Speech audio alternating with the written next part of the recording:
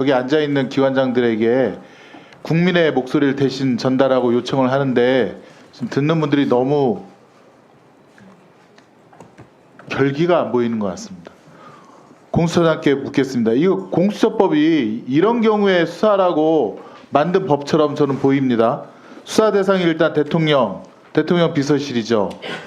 그 다음에 장군들이 있고, 그 다음에 상급 이상 경무관 이상 경찰 공무원, 그 다음에 국정원 상급 이상, 다 지금 내란 범죄에 관련된 사람들 다 여기 대상이 되어 있지 않습니까? 네. 범죄는 직권남용죄도 있고요. 그 다음에 국회 문을 뜯어서라도 국회의원들 체포하라 그랬으니까 공용물 파괴, 손괴, 교사도 있고, 그 다음에 불법 체포 감금도 교사로 저는 보입니다.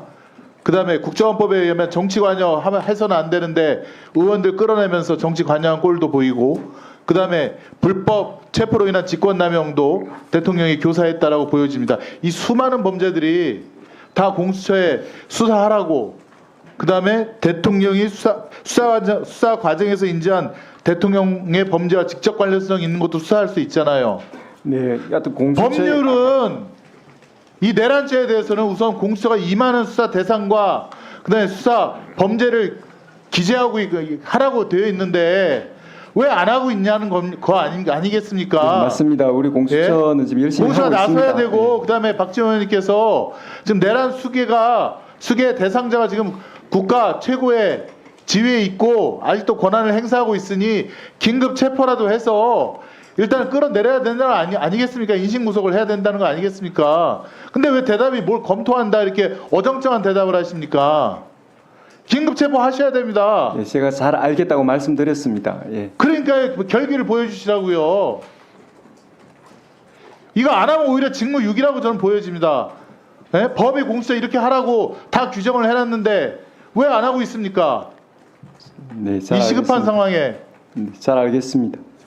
다음은 법무부 장관께 묻겠습니다. 예. 유혁 감찰관이 비상계엄과 관련된 회의에 참석했다가 이게 불법 비상계엄 관련된 회의라는 걸 알고 나와서 사직서를 낸 시각이 밤 12시라고 합니다. 그럼 그 회의는 그 전에 이루어졌다는 것이고요. 그때는 아직 비상계엄 포고문이 발령되어 나서 계엄 해제 전입니다.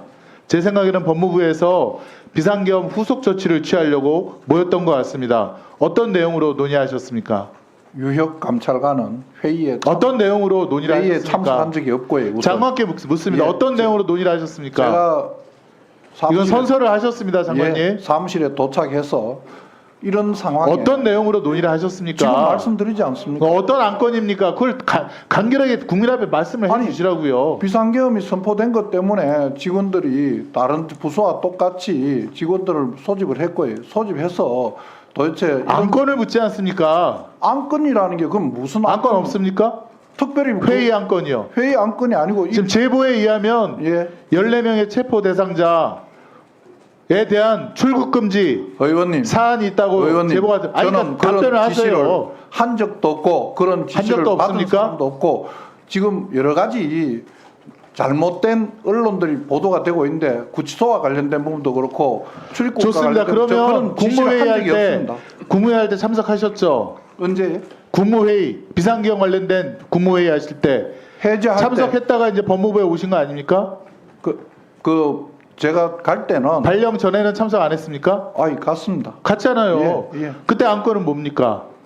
그때는 지금 형식에 대해서는 뭐라고 다양한 말씀을 하실지 모르지만은 구체적으로 회의 계획 안건 이렇게 하는 게 아니고요. 예, 알겠습니다. 이 상황을 그러면 통보받고 두 분이 다들 좀 답을 놀라서 해주세요.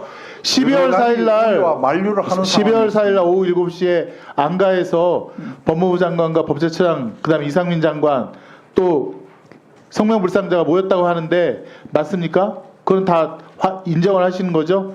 지금 아까 윤석열 대통령, 윤석열 씨 왔습니까? 안 왔습니다. 안 왔습니까? 예. 확실합니까?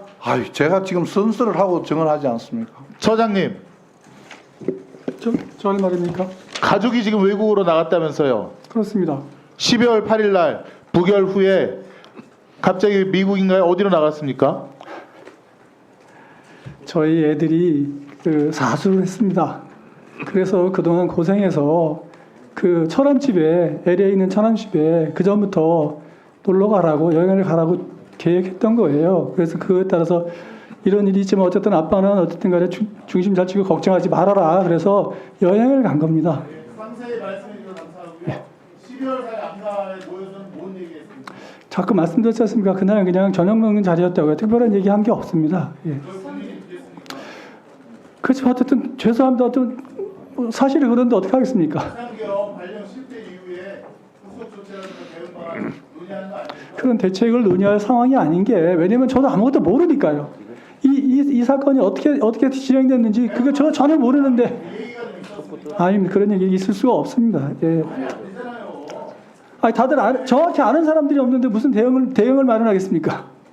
아니 그 가장 윤석열 대통령을 친하시다는 법무부 장관, 법제처장, 행정장관 만나서 그러면 사적 얘기만 농담만 하고 수사장하고 와서 끝냈다는 겁니까?